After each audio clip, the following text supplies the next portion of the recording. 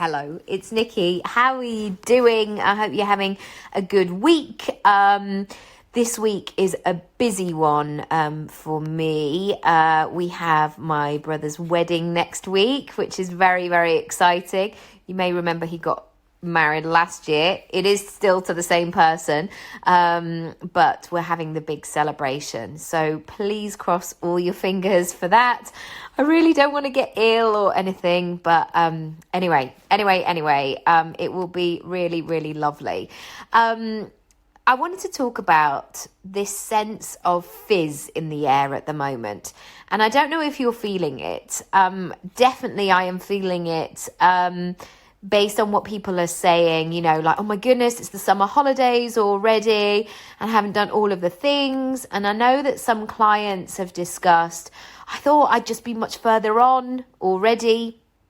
And I can't believe we're halfway through the year and we're in July already. I don't want to go too much into that because even as I say it, it exacerbates that feeling and that I can feel it as soon as my breath goes up into my throat and everything suddenly feels a little bit more out of control.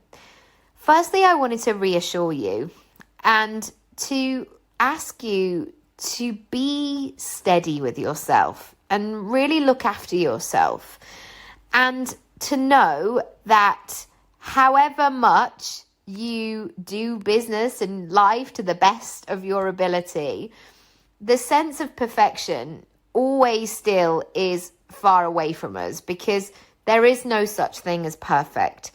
And I know during the summer holidays for us, I really want to have some quality time with the children.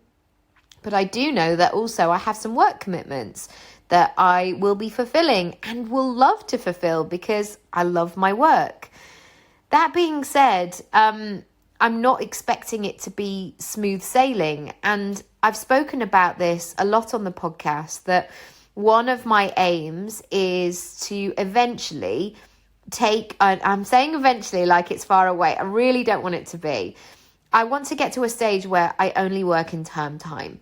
And the holiday time, as in the school holidays, is mine or ours to do with what we want. So whether we travel or even if the kids go into clubs and I sit on my sofa or in my garden and read a book, like all of that would be lovely as well. But I know that I'm not there yet. I certainly don't feel, and maybe this is because of moving and all sorts of things, I don't feel that when the kids break up from school, and actually Luna's nursery runs for most of August, so she's sort of carrying on as normal. I know that I am not in that closing down stage of, right, that's it for 6 or 7 weeks. That's it until September. That is not the case at all. But it is a work in progress. And I think that's really important, especially when we're talking about goals or the direction that we're moving in, is to notice all of the things. And I know that we want to make change overnight, or we wanted it yesterday and it's not happening quick enough, etc., etc. But please be really gentle with yourself because it may just take a little bit longer than you thought it might do. And that is okay as well. The second thing I want to say is I want to reassure you about money. That if you are running your own gig, you can sell whatever you want, whenever you want. And I felt a bit risky saying that because I don't know your business and I'm not there sitting on your sofa. I am sitting on mine as I record this. So come on over if you want a cup of tea. I know that you can make money anytime. And I think sometimes there's this pressure of like, oh gosh, I should have lined up all these things. But I spoke about them last week that sometimes people just need what you have to offer right now. And I really see this in my business that there have been times where, well, actually most Christmas days, after the lunch, after sort of 6 o'clock, when you wouldn't really be expecting that people would be looking at buying anything from a coaching website. But I always get sales because I know that Christmas isn't Christmas for everybody. And some people are like, yeah, I'm kind of done it now. I'm moving on and I don't want to hang out with my family and I'm just going to do this thing and I'm going to start planning now. Great. So I want to reassure you that just to have the belief to keep showing up. And if you sell something that can be sold without you being in the room, to absolutely do it. Because remember, all of those people that need what it is that you have to offer. Please don't deny those people of that. I spoke about it last week that I remember being quite isolated when I had Oscar in 2015, and lots of my contemporaries, lots of people I'd trained with, they were going here, there and everywhere to conferences and retreats and abroad and workshops, and it was all very glamorous. And I had a new baby and my priority at that point was not to travel because, if I'm honest with you, I just didn't feel like I didn't have it in me. I was so exhausted and bamboozled by the whole experience of motherhood. But I want to reassure you as well that you being able to offer something that somebody can listen to or watch, something that you can really help somebody with, it's always going to be value. So don't discredit that. Yes, you may think, well, I won't launch that big launch now because people are on holiday. What about those smaller packages? What could you offer? What could you bring to the table there? The final part of this is to say that over the summer, I am going to be bringing back some interviews. Now, I've got some fresh interviews which are all in the process of being edited, and I will upload them and update them as and when they go. But I wanted to revisit some old episodes, and even though I'm like, they're 4 years old, are they really relevant? They really, really are, because the version of my podcast has never been like, tell me like the most exciting strategy you're working on right now. There's a lot of life and business rules in here, and there's a lot of discussion about personal challenges and how people find a way. And I really think there's so much juice in them. So over the next few weeks, I'm going to be revisiting and I'm going to be sharing the wisdom of my interviewees. And today I am starting with the first 4. Now, I will say as we go through this, there are going to be some names or some businesses that have changed their business or they're now doing something different. But fundamentally, these people are sharing stuff that they have learned or they have shared. And I think lots of it is valid right now. And if you can't find them on Instagram under that business, do always check out their name, Google their name, find out what they're doing next, because 4 years is quite a long time, especially in adult life. And it's been an opportunity, especially post-pandemic, for people to pivot, to change what they're doing and to explore new avenues. So the first 4 people that I'm going to be sharing about today. The first one is Maxine, who was my first ever interviewee, and I'm always so grateful to her for really being there from the beginning. And she talks a lot about digital marketing, and now she's actually working, she's gone back to, I don't know if you call it corporate life, but she closed her business. But as I say, there's so much in there. The second one is Natalie Costa, who runs Power Thoughts, who is going to be perfect for you to follow if you've got small children or you've got friends with small children. She really talks about supporting young children or school children to work with their mindset and really be in that sense of themselves. The third person is Suzy Redding, who I love following on Instagram. Since she wrote the Self-Care Revolution, she has written more books all about self-care, looking after yourself, about well-being, but in a practical way that you can do things each and every day. So do check her out. She's always got loads of tangible tips. And the fourth is Aaron Pryor, who is a creative and he's a photographer as well. And the summer might be that opportunity for you to dig into your creativity a little bit more.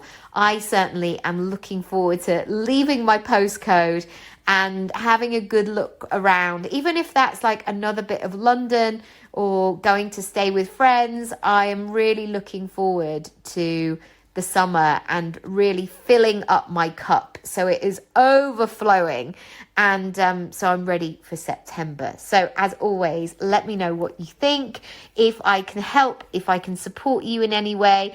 I'm still going to be around, so go over to my shop, nikkiraby.com/shop. That is a list of everything I offer. Do get in touch. And I'm also taking in bookings for September. And I'm going to have another day of childcare in September too. So if you want to book that, if you want to get that in place, absolutely do that. All right, that's it for now, for tonight, for now. Enjoy, and I'll see you tomorrow. Bye. And I guess I'm asking because sometimes people think, oh no, I could never do that, or I don't have the skills to be able to set up on my own. How did you know that you would be able to do that, or what did you do practically to make sure that that was the case? Well, first of all, I can completely identify when people say, oh no, that's not me, that's someone else does that, how could I ever start my own business? Because that's exactly what kept me back from doing it for the last 10 years or so. So I can completely identify with people who feel like that, and who are feeling like that, on the brink of possibly starting something fantastic, but actually holding themselves back on the other hand as well. Because I was exactly like that. I just thought that, you know, it was always something that someone else could do, because you see so many other people doing it. Yeah. And if you are following people, you know, the whole social media thing, you know, it just looks perfect. That, you know, and it feels unattainable sometimes as well. Absolutely does. It's almost kind of like you're chasing the life of someone else all the time, in a way, instead of focusing maybe on your life and what actually you want and what really matters. You know, do you really want that kettle that person's using? Do you need? Do you really want it? I don't know if you do. And it's that kind of thing, really. But yeah, so I did go through quite a lot of mindset, but I think I'd already done that prior to this business. I think everything that I'd done had kind of been leading to that, because when I then made the decision to do this, it was almost kind of like the first time I was actually going to see something through, and I wasn't gonna let it stop, and I wasn't gonna let the confidence not happen. And I think it's because I wanted to do something like this for so long that I'd almost already gone through all the years of self-doubt and mindset work, whether that was thinking of doing something on my own, or whether that was in my careers or my previous jobs, etc. So that somehow I think, and especially since having Ava as well, I think since having her, you know, that was a big kind of like switch for me in personality. In some ways, I used to be very anxious, very worry head person, and it was almost like having her just completely changed all of that. Don't get me wrong, there's still bits that very heavily creep in now, and I won't pretend there aren't, because they do. But having her, I think, just kind of gave me the impetus I needed to think, oh, actually, you know what? I could do this, and I am going to do it. And what's the worst that can happen if I do? And I mean, I absolutely loathe the term networking, but yes, going to some of those events that felt a little bit more aligned with who I was, you know, not just let's swap a business card. And in that way, and also looking just to make connections with people, because that's the other thing I found is, because what I found mostly is connecting with people, but then them talking about me to somebody else. Rather than, you know, right, I've got to go to this event and meet X amount of people and, you know, look to get a client or two from them, rather just kind of shifting that perspective, I think being a bit softer around that. And definitely trying just to do, because, you know, motivation, and we spoke about this just before the call, like motivation's not there all the time. And I think really relishing the days where you are in flow, but then days when you're not, just trying to do one thing that can move it forward, whether it is just sending that one email or making that one phone call or putting that one piece of content out.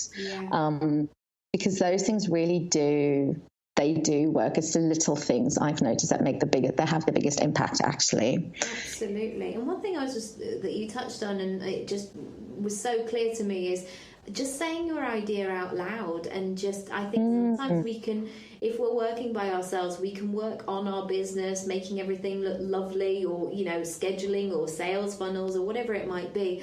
But actually talking to people and saying what it is, in having those conversations, those things can start to cook, so people are talking on your behalf. And I think, well, I remember from when I first started my coaching practice, I was so frightened, naively and stupidly, of sharing my ideas because I was terrified that somebody was going to steal them. And it's like, nobody's going to steal it, because again, there's so much space for lots of different life coaches, but also nobody's looking at what you're doing that clearly. And obviously, and sometimes people are not going to necessarily do the work that you do or have your kind of flavour. So I know that with my own business, I should have spoken about it way earlier than I did.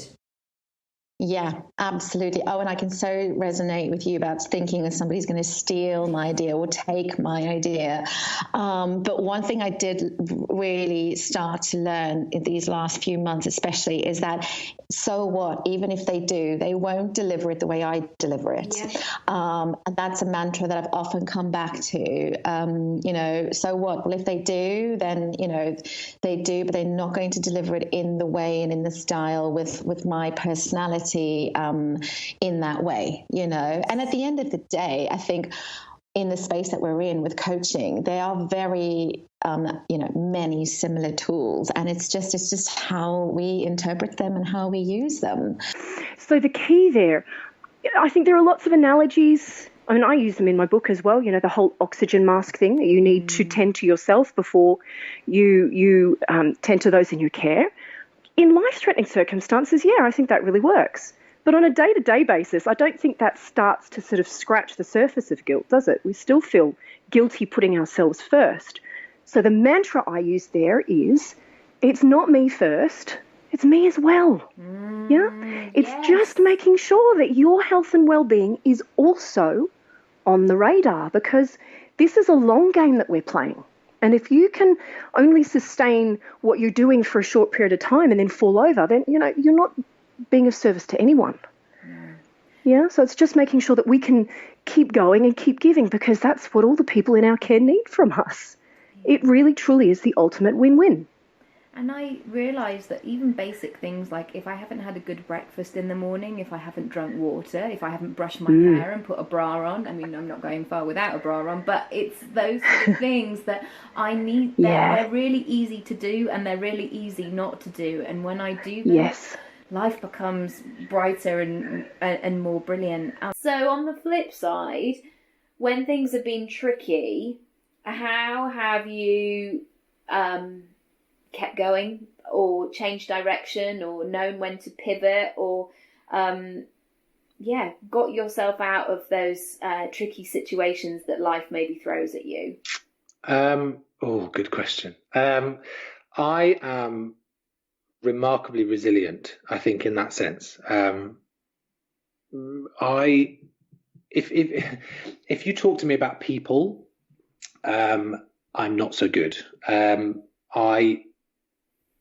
I think like most creatives, like most people who are kind of in touch with their emotional side, and that's not necessarily to say that other people aren't, it's just that I think actors particularly have a greater sense of emotion, possibly because of the nature of what we do. And you know, it's kind of our job. Crazy stuff that you'll have to do at drama school, where part of you's going, okay, well, everybody else is doing it, but it does feel a bit odd. Yeah, I'm a tree. How does that make me feel? And you know, so I've always had kind of anxiety issues, and you know, I hate the idea of calling everything a mental health problem because it feels like it's a bit of a buzzword, and I don't work for The Guardian. But I think a lot of people have struggled with it on various levels. And, I can walk into a room and feel like literally everybody in that room hates me, and that's quite difficult sometimes. And then I have other days where I'm just on fire and I feel like everything's going well. Every idea I have is going to succeed, everything. And so I think when you balance that, and you have to I think the most important thing for me is that I have an awareness of that. I have an awareness of my own shortcomings in terms of, that's not the right word, shortcomings, because it's not a bad thing. I have an awareness of my own issues, should we say. And so there are days when I will sit at home and I watch endless reruns of Top Gear and QI and things like that. And just feel like nothing's ever going to work. The world is against me. I hate everything. I wish I was, living on my own in an island somewhere where I could just quietly go about my business and not have to be involved with anybody or anything ever again. And then, I just have to acknowledge that that's the way it is sometimes. And then, the sooner I do that, the sooner I kind of go, okay, this is fine. Everybody has these days. It's just that sometimes mine might be worse than somebody else's. And then the next day I find that I wake up and I've slept well and I feel like I can do it again. I feel like I can get back in the race. And I think that's, for me, the biggest part of that has been learning to kind of acknowledge that that's there all the time, that there's that demon somewhere in me, that little thing in the back of my brain that goes, you're going to fail.